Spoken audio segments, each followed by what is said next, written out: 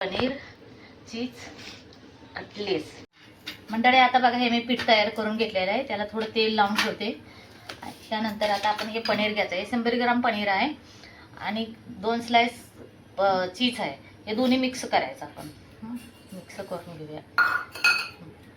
हे दोन्ही मिक्स करून घेतलेलं आहे. आता ह्याच्यानंतर थोडा आपण चाट मसाला टाकूया. ह्याच्यामध्ये चाट मसाला टाकूया. हा बघा ह्याच्यामध्ये चाट मसाला थोडासा टाकून घेऊया. ह्याच्यामध्ये चवीनुसार जेवढं आपल्याला पाहिजे तेवढं. त्याच्यानंतर आपण थोडी काली मिरी पावडर टाकूया. थोडीशी टाकायची, चिमटभर काली मिरी पावडर, जादा नाही टाकणार बस. त्याच्यानंतर आपण थोडंसं मीठ टाकूया, थोडंसं हलकंसं बस. त्याच्यानंतर हे आपण सगळं मिक्स करून घेऊया.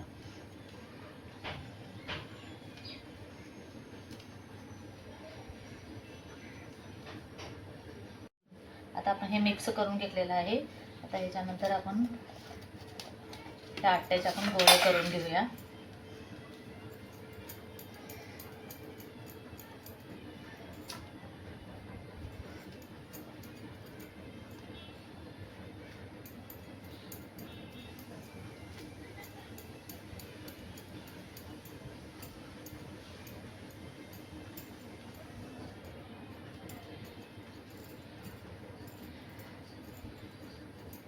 आपण गोळे करून घेतलेले आहे. ह्याच्यानंतर आपण आता थोडं कॉर्नफ्लॉवर घेऊया. कॉर्नफ्लॉवर घेतलेलं आहे. हे थोडंसं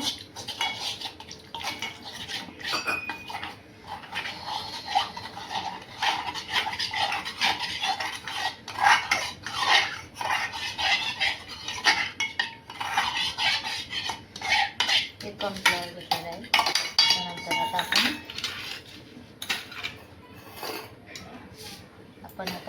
हे आपण असं लाटे असं करून घ्यायचं आहे. असं गोल करून असं घ्यायचं. त्याच्यानंतर असं चमच्यानं हे भरायचं आहे.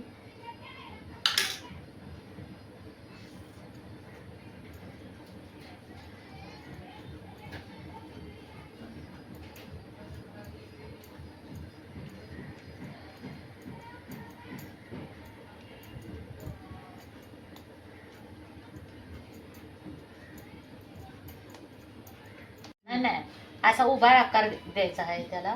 त्याच्यानंतर आपण हे कॉर्नफ्लॉवर आहे ना, हे कॉर्नफ्लॉवरमध्ये असं बुडवून घ्यायचं आहे.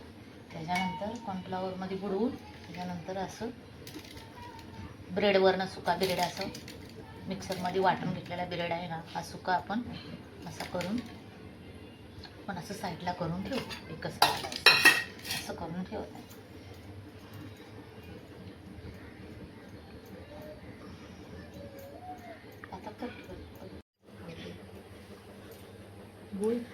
आता आपण हे तयार झालेलं आहे.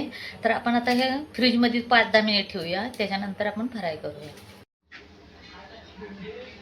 आता बघा तेल गरम झालेलं आहे. 5 मिनिटं फ्रीजमध्ये ठेवून काढलेलं आहे. आता मी तेलामध्ये फ्राय करत आहे कटलेस.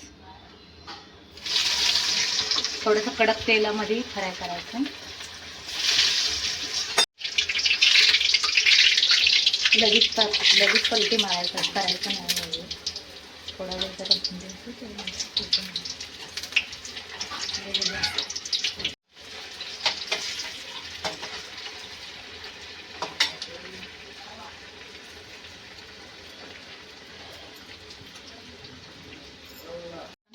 तेलामध्ये फ्राय करून घेत आहे. कडक तेलामध्ये हे फ्राय करून घ्यायचं आहे.